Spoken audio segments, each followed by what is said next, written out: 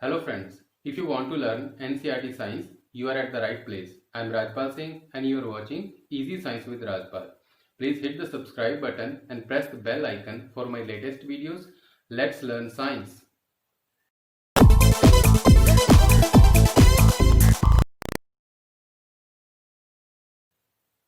Welcome to the third video of the chapter Life Process. In this video, we are going to learn about the topic respiration.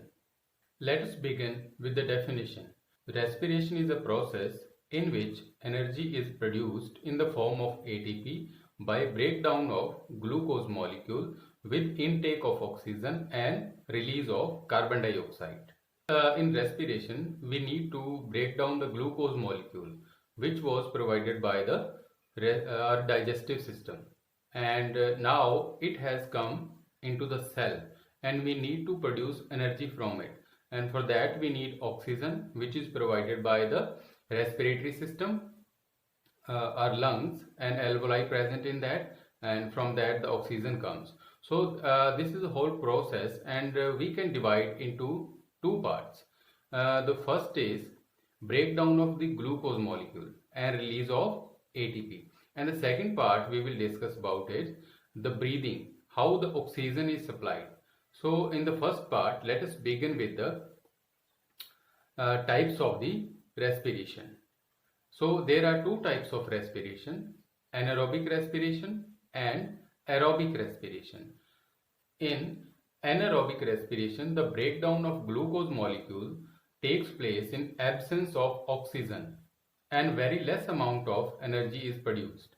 And in aerobic respiration, the breakdown of glucose molecules takes place in the presence of oxygen.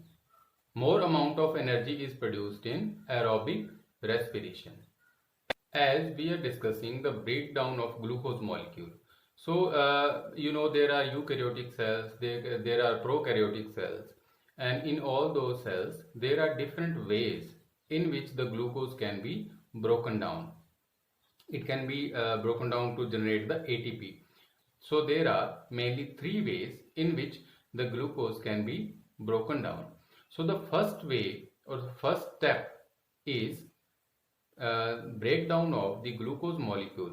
So first you need to understand this is the glucose molecule, and in this glucose molecule, as you see, there are 6 carbons, and we need to break it down, and finally this 6 carbon will be converted into carbon dioxide. So we need to break it down one by one. There are a number of steps by which this glucose molecule is broken down.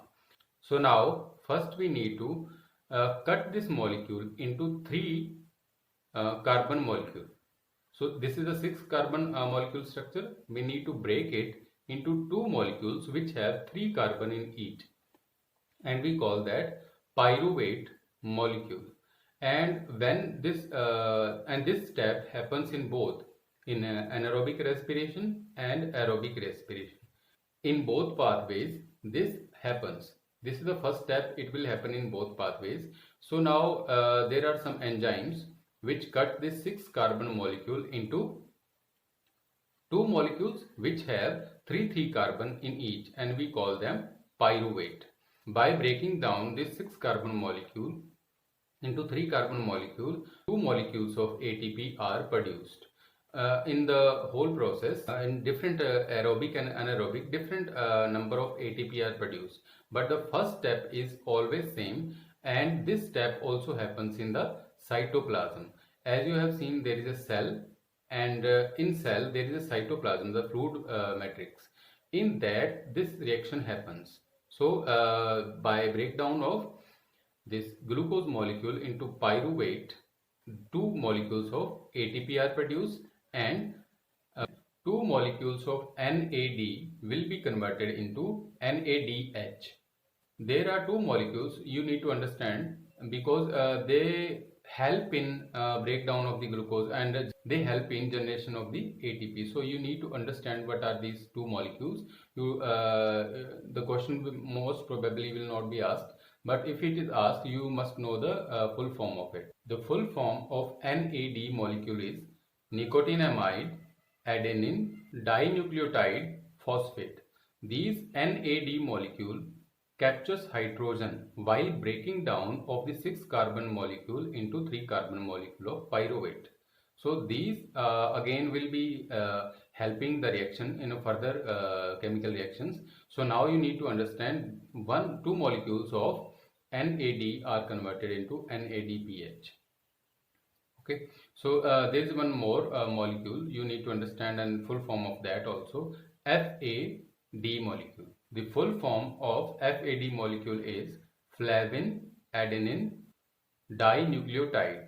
This will in further reactions will be converted into FADH or FADH2. If two hydrogen are there, it will be converted into FADH2. If one hydrogen is attached, it will be converted into FADH.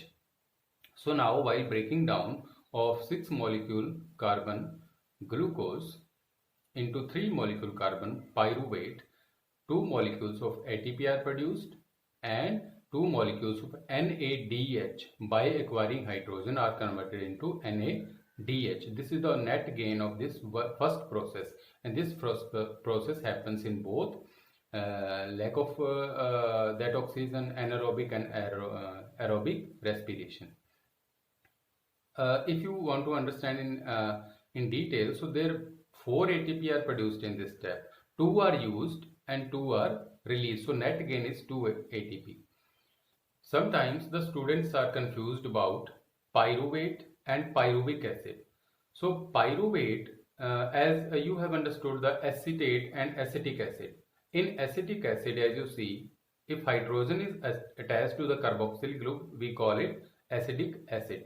If hydrogen is removed, we call it acetate. In the same way, if hydrogen is removed from that 3 carbon molecule, we call it pyruvate. If hydrogen is attached to it, we call it pyruvic acid. Both are same, only the attaching of the hydrogen and detaching of the hydrogen is there. So now you have understood the first step. So what is the name of the first step? It is glycolysis. This is the name of the first step, the glycolysis. Glyco means glucose, lysis means breakdown. So we have broken down glucose into pyruvate. So what is the final first step? Glycolysis. It happens in all 3 processes. And what is the net gain of it? 2 molecules of ATP and 2 FADH molecule converted into FADH. This is the first step. As we have seen, this first step has happened in the cytoplasm. Now what are the further steps? Further steps depend on whether it is aerobic respiration, it is anaerobic respiration, or in aerobic respiration, so if the supply of oxygen is not there, so it is happening in the lack of oxygen. So this pyruvate molecule can be broken down in by 3 ways, 3 pathways. The first we are taking is anaerobic respiration. In anaerobic respiration, as you have understood, it happens in the absence of oxygen. So oxygen is not required here. And in which organism this will happen? Prokaryotes, especially in yeast. We are also eating breads. In breads you see the dough becomes fluffy after adding yeast because it is producing carbon dioxide, and that reaction is also happening there. So this pyruvate molecule is converted into carbon dioxide. As you see, carbon dioxide contains 1 carbon and ethanol. Ethanol means 2 carbon. So 2 carbon molecule, as you see the structure, the pyruvate is converted into ethanol and carbon dioxide and energy. So there were 3 carbons in the pyruvate. Now 1 is gone into the carbon dioxide and 2 is gone into the alcohol, which call it ethanol. Ethanol is an alcohol, and this complete reaction is known as fermentation. You have seen the alcohol is made by the fermentation of sugarcane juice or some other grapes or whatever. So this yeast do fermentation process and makes the ethanol and carbon dioxide and energy. So this is anaerobic type of respiration.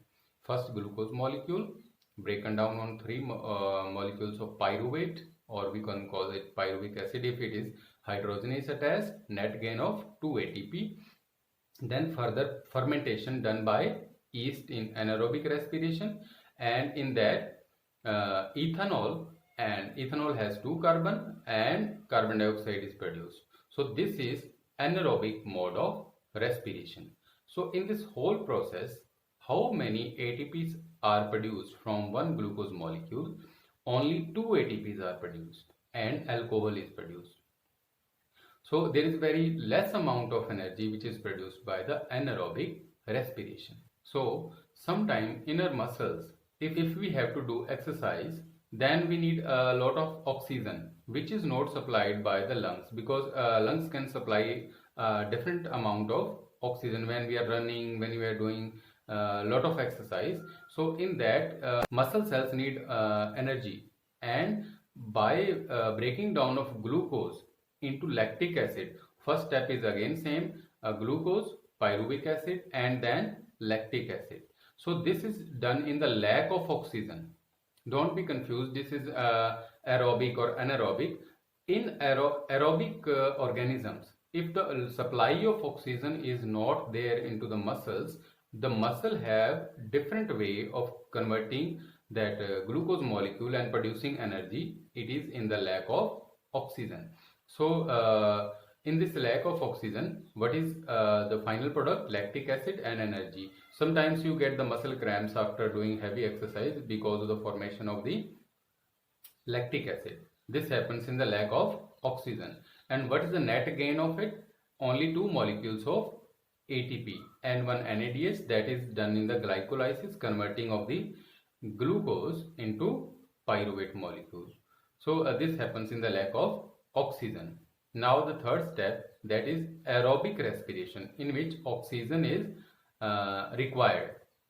And this process, the aerobic respiration, the further process happens in the mitochondria.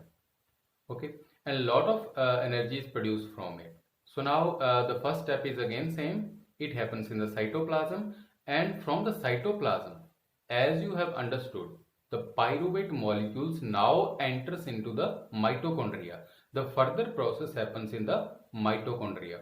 And in the mitochondria, as you have studied in the previous classes, there is a outer membrane of the mitochondria and there is matrix. Matrix is the fluid present in the mitochondria. So this molecule, which is pyruvate, by the glycolysis is broken.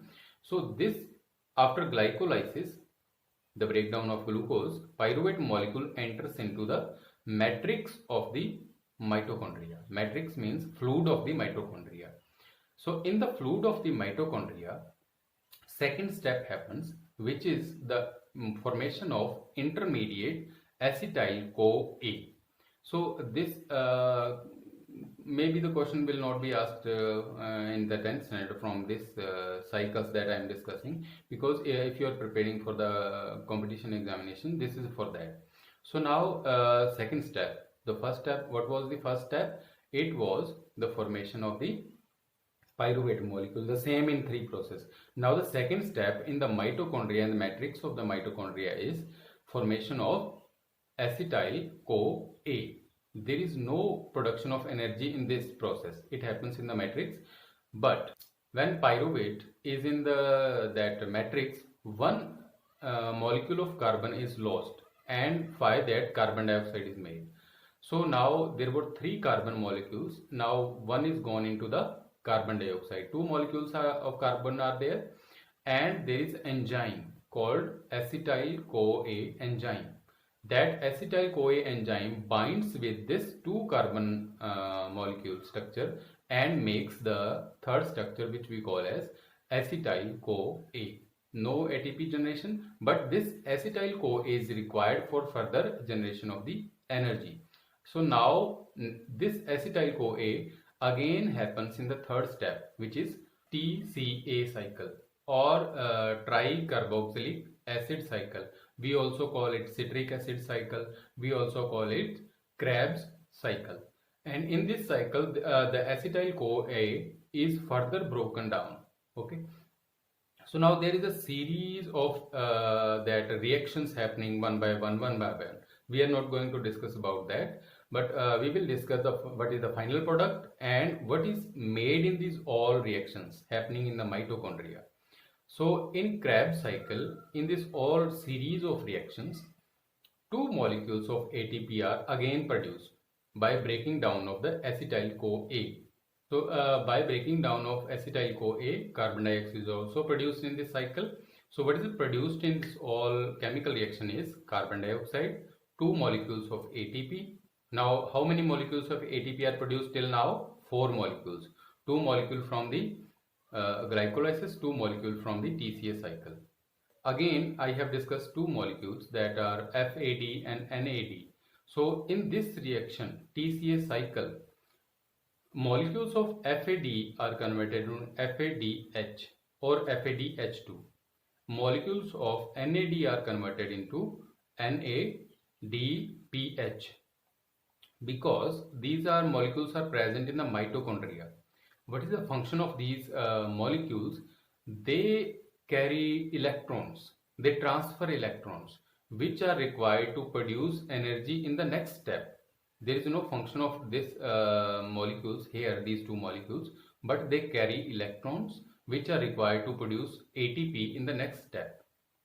So what is the net gain here? 2 molecules of ATP from this cycle, production of the carbon dioxide and production of the NADPH or FADPH. These molecules are produced. So now what is the next step? Next is oxidative phosphorylation. This is the final step, and this final step is further divided into 2 parts. The first is ETC chain. We can call electron transfer chain. We also call it ETS, electron transport system, because in the previous TCA cycle we have produced NADH and NADPH. Those carry the electrons. They transfer into a chain of molecules. That's why this is called as ETC or ETS cycle. Okay, so this is one system of the oxidative phosphorylation, and the next is chemiosmosis. We will be discussing these 2 differently. So now, what are these NADPH and FADPH are doing? Because in the previous step, these have taken the electrons. Now they are transferring the electrons, and this step happens on the inner membrane of the mitochondria. As you have seen in the previous class, there are crystals present on the inner membrane of the mitochondria. So on that this happens, and you have observed that this layer or inner layer of the mitochondria is made by some proteins. So these 2 molecules FADH and NADPH2, these transfer electrons from one protein to another protein. The electrons are jumping. While jumping the electrons, they produce the energy.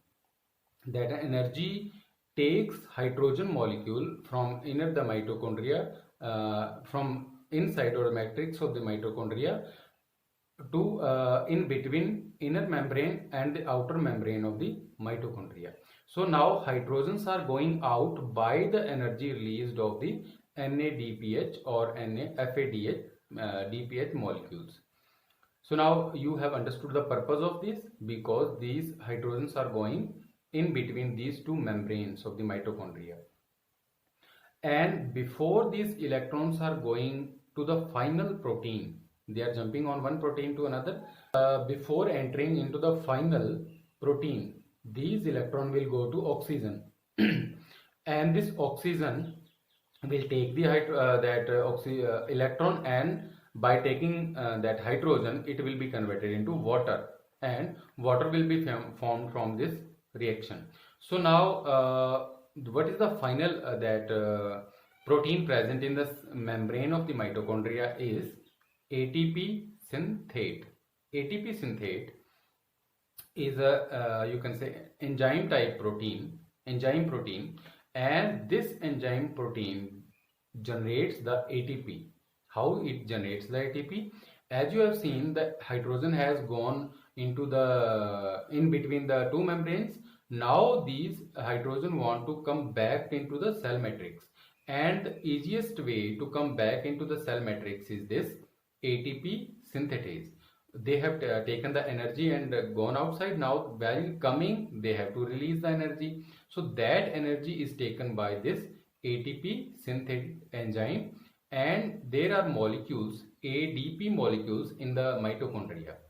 You are aware about the full form of ATP. It is adenosine triphosphate. Triphosphate means 3 carbons are attached with it, and ADP means adenosine diphosphate. Di means 2 phosphate are attached to it.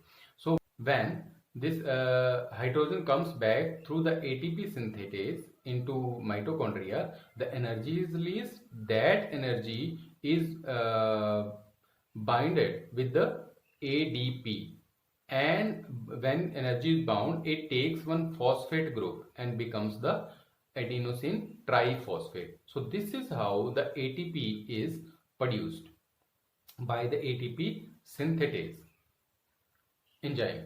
Okay, so this is the whole how the ATP is produced. So now in this final step, and this process of when the hydrogen is coming inside, we call it chemiosmosis, when hydrogen comes in and ATP is generated.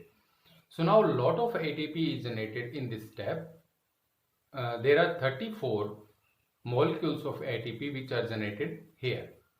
So in this whole process of aerobic respiration, 2 molecules are generated by glycolysis by formation of that pyruvate molecule, 2 molecules in Krebs cycle, and 34 here. So in total there are 38 ATPs which are generated by 1 molecule of glucose. So this whole process, you don't have to cram the whole process. I'm just telling you because how this ATP is generated step by step. It is not in the book. We have to just read how the ATP is generated. You must know it. So that's why I have explained the whole circle how the ATP is produced.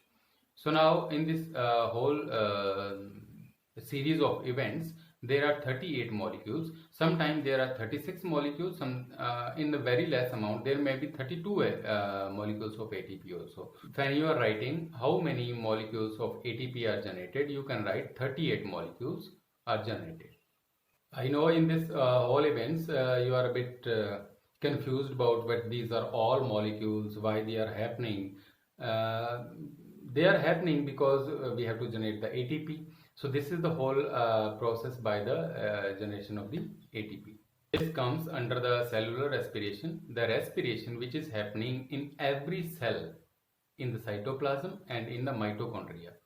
So what are the 2 things provided from the outside? That are oxygen and glucose. Glucose you have already understood. So now we need to understand how oxygen is provided. So oxygen is provided by the blood, and where does the blood gets oxygen? It gets from the lungs. So we need to understand the respiratory system. Respiratory system is different in aquatic animals and in terrestrial animals. In aquatic animals, if you observe a fish, it takes water in the mouth and opens the gills. Gills are present and water goes from that openings of the gills. Okay, it is frequently taking the water and releasing from the gills present on it. So inside the gills there are a lot of you can say the blood vessels. Those blood vessels which oxygen which is dissolved in the water, they takes that oxygen and take to the different cells of the aquatic animals. So there is operculum present. Operculum is the outer covering of the gills, and one thing that you observed is all the aquatic animals, they are taking water very fast, but we as the terrestrial animals, we are breathing in a less rate than the aquatic animals. So what is the reason behind it?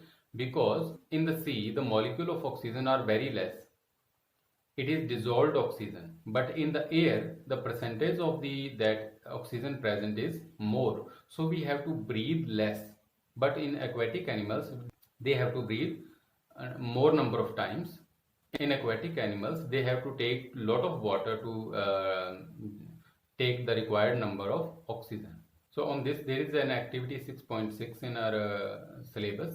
So in this you have to observe an aquarium. As you observe the fish is taking lot of water inside, and the number of times it opens its mouth is more than number of breaths that we take, because in the aquarium or in the sea there is less oxygen, and in terrestrial air there is more oxygen present. So now understand that how the terrestrial animals acquire the oxygen. They acquire by the respiratory system, and the respiratory system starts from the nostrils.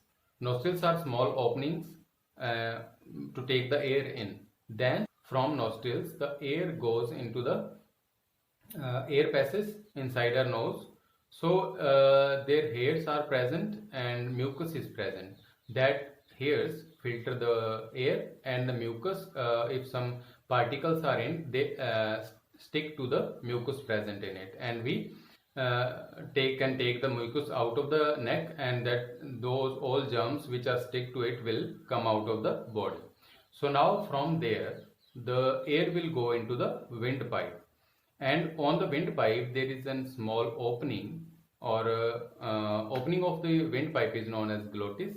And because there are two pipes, windpipe and the food pipe, so the food should not go into the windpipe, it should go into the food pipe. So there is a covering on the windpipe, the opening of the windpipe, we call it epiglottis. By epiglottis it covers, so the food should not go into the lungs. So there is a windpipe, and in windpipe rings of cartilage are present. Rings of cartilage means, all of you have observed the pipe which comes out of the sinks. It has circles because it should not shrink. Okay, so now the windpipe has rings of the cartilage. Cartilage are also present in our ear. So this rings of cartilage doesn't allow that our windpipe to shrink and close the air passes. If we are sleeping, so we can forget, and our windpipe can be closed. So it protect the rings of cartilage protect the windpipe from closing. So now from the windpipe it goes into bronchi. There are two bronchi, and you are also confused about what is bronchi and bronchus. Bronchus is a singular form and bronchi is a plural form. We have two bronchi, and bronchus is a singular form of it. So now from bronchi, in the lungs it separates into different bronchioles. Bronchioles are very fine passage of air present in the lungs. So from these bronchioles there are final bag-like structure or small balloon-like structures are present. We call them alveoli. So now again you are confused about the alveolus and alveoli. So alveoli is a plural form and alveolus is a singular form. So what does this alveoli do? Alveoli is the space where exchange of gases happen. On the surface of alveoli there is an extensive network of blood vessels, and in there blood is there, and outside or the inner membrane of the alveoli there is air present, and in air there is a lot of oxygen, and in blood oxygen is less. So by the process of diffusion oxygen goes into the blood by the membrane of the alveoli, and in blood the amount of carbon dioxide is more and amount of carbon dioxide is less in the air which is present in the alveoli. So now the air will, that carbon dioxide will transport from blood to the air and we can breathe it out. So this is the basic structure and of the lungs, and this is how the respiration happen. But in lungs there is no muscle. So how this it can move? How can it take the air in? It is a sponge-like structure. And again the one question arises, why alveoli is present? Because if you calculate the inner surface area of the lungs, it is very small to absorb the oxygen. Let's understand it this way. If you have a box, calculate the inner surface area of it. Now you add pebbles or marbles. Marble is a good example. You add marbles into it and calculate the inner surface area of each marble. Which is more surface area? Now each marble area is adding up and it will be the more area than the inner surface area of that box. The same happens in the lungs. In the lungs, there are small alveoli. So in that absorption area of oxygen is increased. If you just calculate it, it will be 80 meters square. 80 meters square is a very big area, and these all area is just composed into the small lungs. So this is how efficient our lungs are. So now you have come to know how the exchange of gases happens. But while breathing, there is a diaphragm present on in between your lungs and the abdomen.